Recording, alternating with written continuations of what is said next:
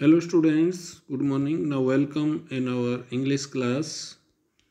Student, in our previous video we came to know that viceroy butterfly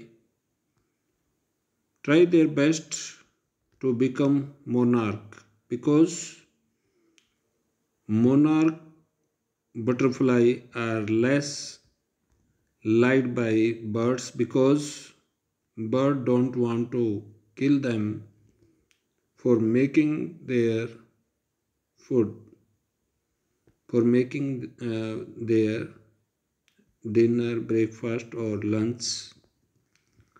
They don't like such type of butterfly.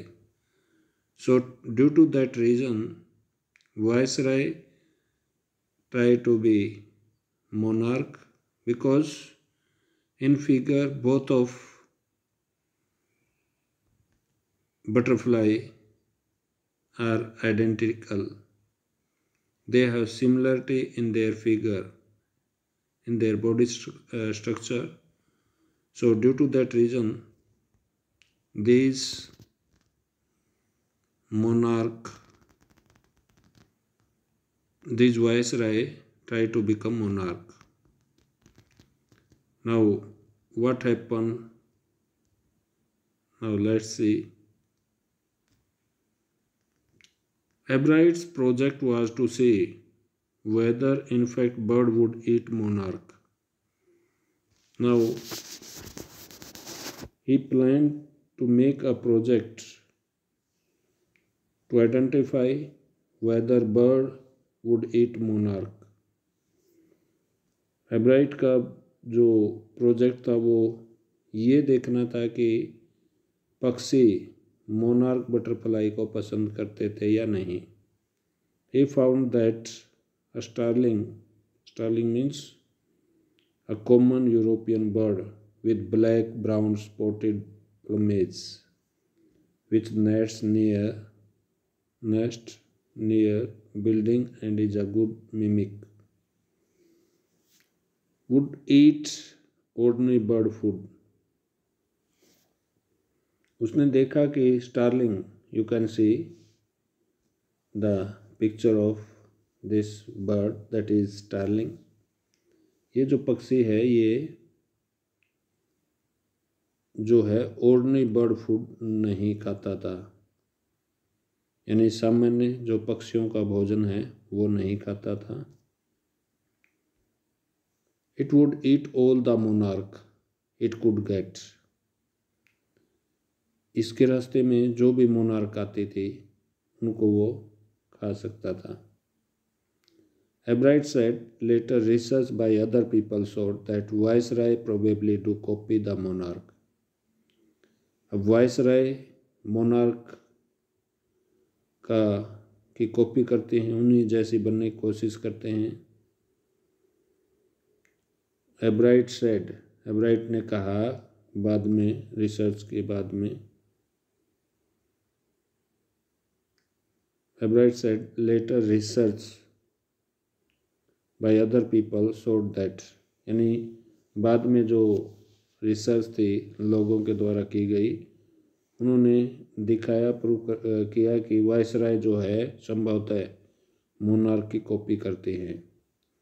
This project was placed first in the zoology division and third overall in the county science fair. County means region, we can say क्षेत्र.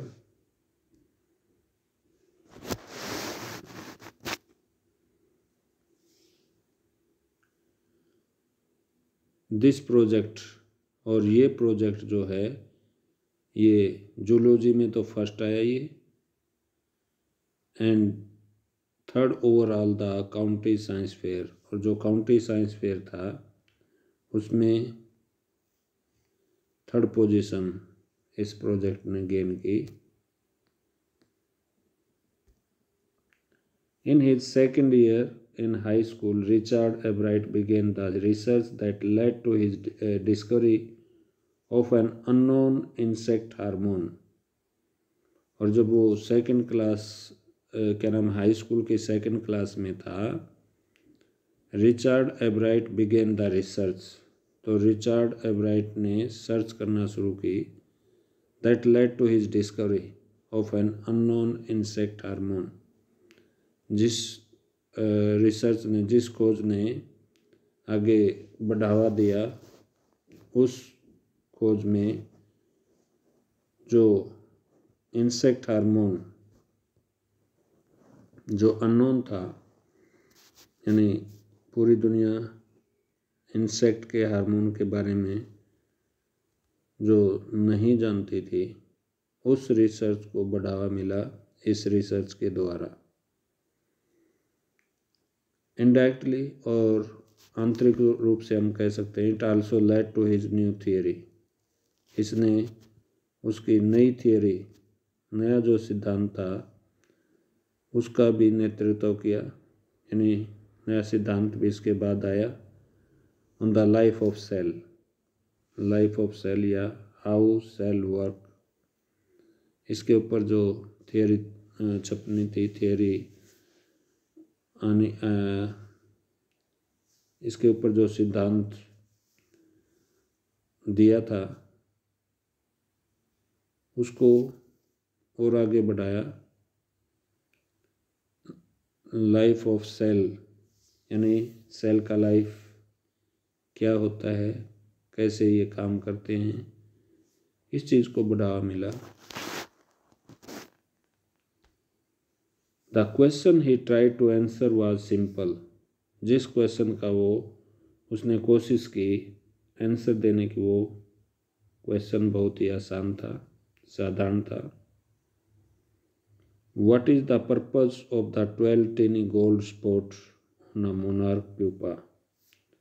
और वो ये था कि जो monarch pupa है, monarch pupa, उसके ऊपर क्या उद्देश्य है 12 टिनी गोल्ड स्पॉट होने का, यानी सोने जैसे जो स्पॉट हैं, धब्बे हैं, उनका क्या मकसद होता है, क्या उद्देश्य होता है।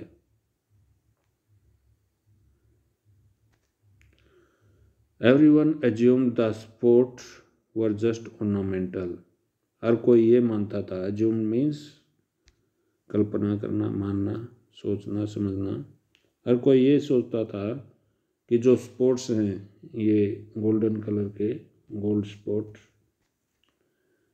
ये ऑर्नामेंटल है। ऑर्नामेंटल का मतलब सजावटी, यानी सजावट, यानी भगवान के द्वारा बटरफ्लाई को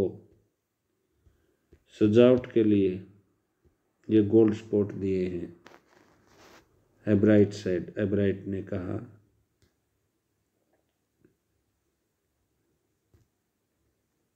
but doctor Urquhart didn't believe it, लेकिन डॉक्टर उर्कहार्ट इस बात में विश्वास नहीं रखते थे।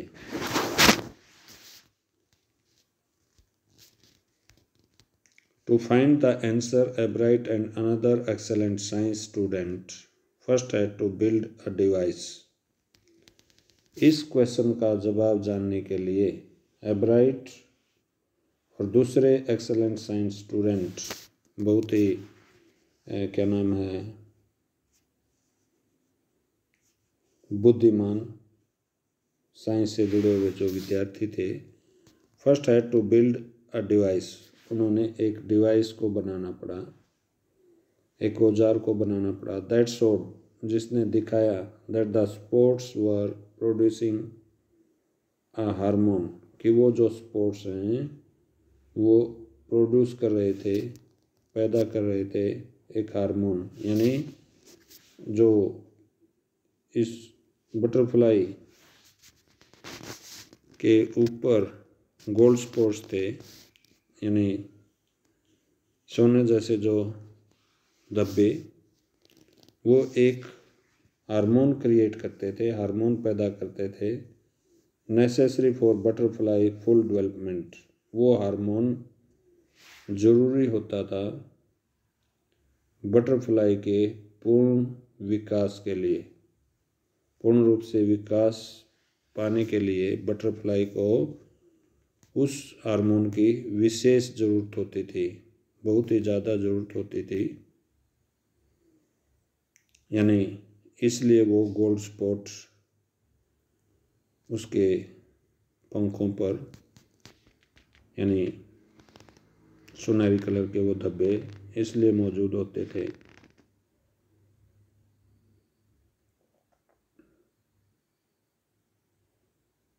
तो इसके लिए सबसे पहले उन्हें, यानी ये बात को सिद्ध करने के लिए उन्हें एक डिवाइस की जरूरत थी जो ये सिद्ध कर सके एब्राइट और उसके साथियों को। This project won Ebright first place in the county fair. और ये जो प्रोजेक्ट था एब्राइट का, इसने प्रथम स्थान हासिल किया काउंटी फेयर में, मीन्स रीजनल फेयर कह लीजिए, क्षेत्रीय या देहाती जो फेयर था साइंस से related, and entry into the international science and engineering fair. और ये जो एब्राइट का प्रोजेक्ट था, इसने साइंस एंड इंजीनियरिंग फेयर में, international science and engineering fair, इसमें एंट्री पा ली। There he won third place for zoology. और वहाँ जाकर उसको तीसरा स्थान मिला जोलॉजी में, उसके इस प्रोजेक्ट को।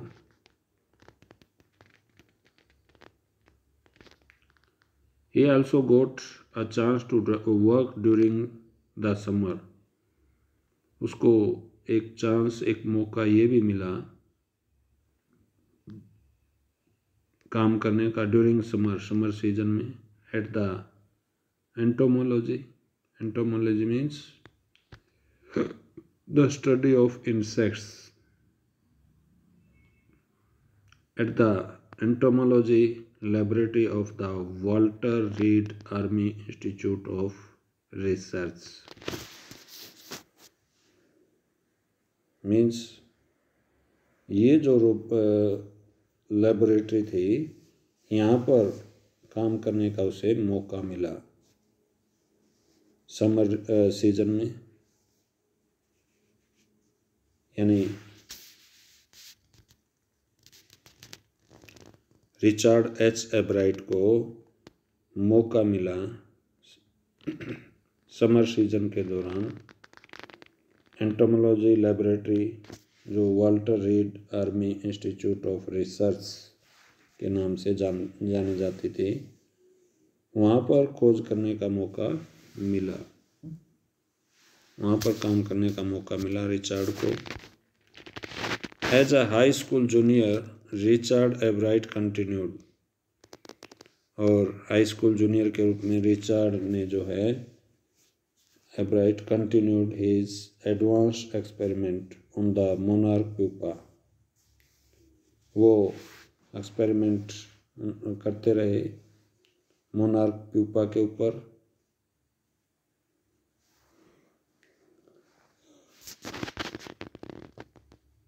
That year his project won first place. उस साल उसका जो प्रोजेक्ट था उसको पहला स्थान मिला इंटरनेशनल साइंस फेयर में, and gave him another chance. और उसको अगला मौका मिला to work in the army laboratory during the summer. ये पहले ही हम डिस्कस कर चुके हैं। समर सीजन के दौरान उसको लेबोरेटरी यानी आर्मी लेबोरेटरी में काम करने का मौका मिला। In his senior year he went a step further. और सीनियर ईयर में वो उसको एक कदम और तरक्की मिली, वो एक कदम और आगे बढ़ा। He grew cells from a monarch wing। उसने मोनार्क जो बटरफ्लाई थी उसकी विंग्स से, उसकी पंखों से सेल ग्रू किए, कोशिकाओं को विकसित किया। In a culture and showed that the cell would divide and develop into normal butterfly wing scales only if they were fed the hormone from the gold spots। और सेल जो है कोशिकाओं को पैदा करके मोनार्क की पंखों से उसने सेल को बड़ा किया, डेवलप किया और ये दिखाया कि cell would divide and develop into normal butterfly. जो सेल्स हैं वो बट जाएंगी और विकसित होंगी नॉर्मल बटरफ्लाई के रूप में, एक सही तितली के रूप में। Normal butterfly wing scales only if they were fed the hormone from the gold spot. यानी एक नॉर्मल बटरफ्लाई में वो डेवलप होंगे कब? When if they were fed, यदि उनको खिलाया गया the hormone from the gold spot, gold spot से जो हार्मोन निकलता है वो हार्मोन अगर उन्हें खिलाया गया तो जो है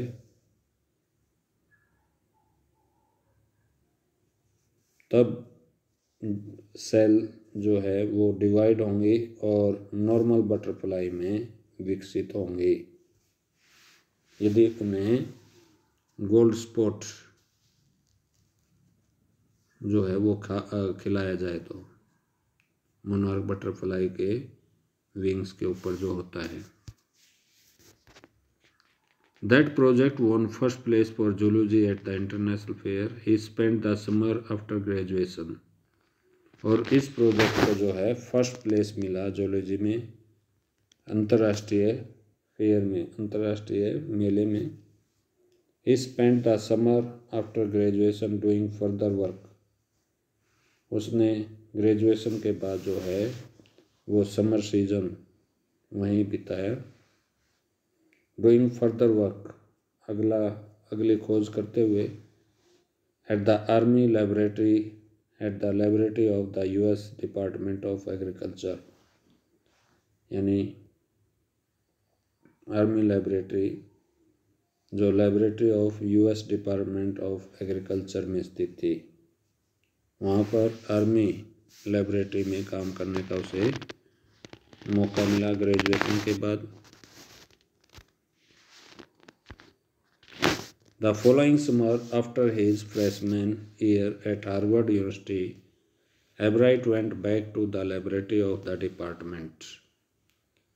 और अगले गर्मी की ऋतु में, आफ्टर हिज फ्रेशमैन ईयर, उसके फ्रेशमैन ईयर के बाद हार्वर्ड यूनिवर्सिटी में, Ebright went back to the laboratory of the department. Ebright जो है उनके डिपार्टमेंट की जो लेबोरेटरी थी